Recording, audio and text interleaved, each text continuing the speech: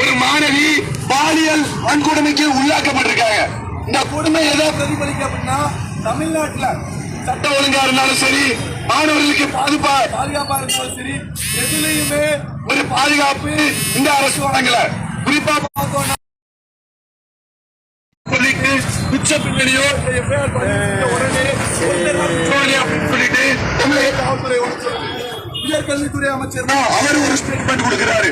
இன்னொன்னு பார்த்தோம் அப்படின்னா காவல்துறை அதிகாரி ஒரு ஸ்டேட்மெண்ட் கொடுக்குறாங்க. நாங்க எதை நம்புறாரு? அதோட வெட்கக்கேடான ஒரு விஷயம் என்ன அப்படின்னு பார்த்தோம்னா எஃப்ஐஆரோட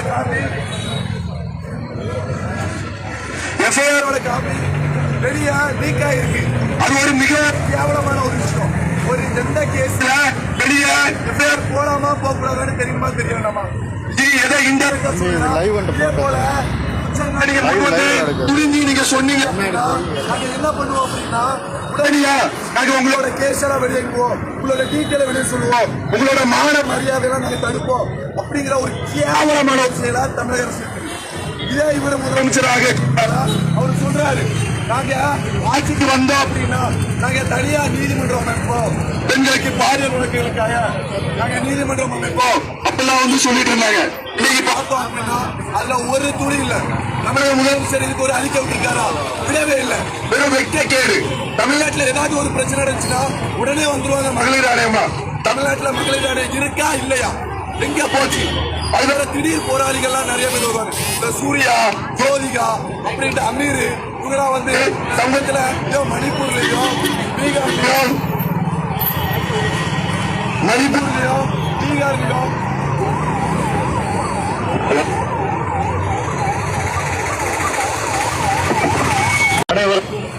வணக்கம். இங்க இந்த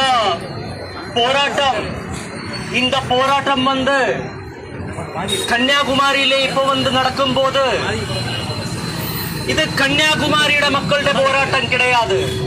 இது வந்து தமிழ்நாடு மக்களோட போராட்டம் கிடையாது. ஆனா இது வந்து இந்த முழுவன் பாரதியம் கிட்ட ஒரு போராட்டம் தான் இது.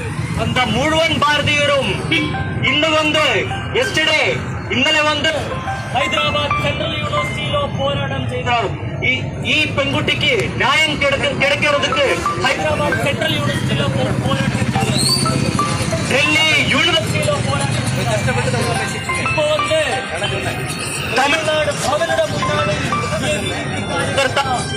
പോരാട്ടം ചെയ്യുന്നു.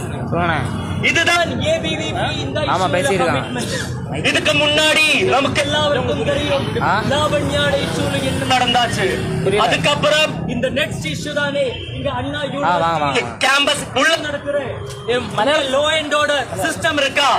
இல்ல, ഇവിടെ ഒരു ലോ ആൻഡ് ഓർഡർ സിസ്റ്റം ഇല്ല. ഡിഎംകെയുടെ മന്ത്രിമാരും മുഖ്യമന്ത്രിമാരും ഏറ്റി വെച്ച കാര്യം പോയിക്കൊണ്ടിരിക്കുമ്പോൾ അവർ സമരം ചെയ്യുന്ന വിദ്യാർത്ഥികൾക്ക് ടാറ്റ കൊടുത്തിട്ടാണ് ഇവിടെ കടന്നു പോകുന്നത്. രാവിലെയും വൈകിട്ടും രാപ്പകലില്ലാതെ കഷ്ടപ്പെട്ട് റോഡിനരികിൽ പോലീസിന്റെ അടിവാങ്ങി ഇവിടുത്തെ എബിവിപി പ്രവർത്തകർ ന്യായത്തിനായിട്ട് പോരാടുകയാണ്. എന്നിട്ട് എന്താണ് സംഭവിക്കുന്നത്? പുലർച്ചെ 4 മണിക്കും കാര്യമാരെ പറയുന്നു, നിങ്ങളെ പ്രഷറൈസ് ചെയ്തുകൊണ്ടാണ്, നിങ്ങളെ മനഃപൂർവ്വം ഈ ട്രാപ്പിൽ പെടുത്തിയത് കൊണ്ടാണ് ഞങ്ങൾ സമരം ചെയ്യുന്നത് എന്ന് എഴുതി ഒപ്പിട്ട് പോലീസുകാർ പറയുന്നു. ഇവിടെ ഒരു ലോ ആൻഡ് ഓർഡർ സിസ്റ്റം ഉണ്ടോ?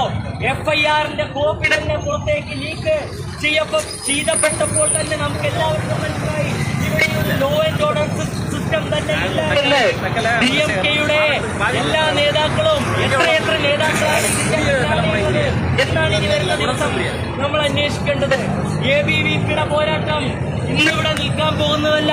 ഇനി വരുന്ന ദിവസങ്ങളിലും ശക്തമായ പോരാട്ടം എബിവിപി തമിഴ്നാടിന്റെയും ഭാരതത്തിന്റെയും തിരുവോരങ്ങളിൽ നടത്തിക്കൊണ്ടിരിക്കുകയാണ്.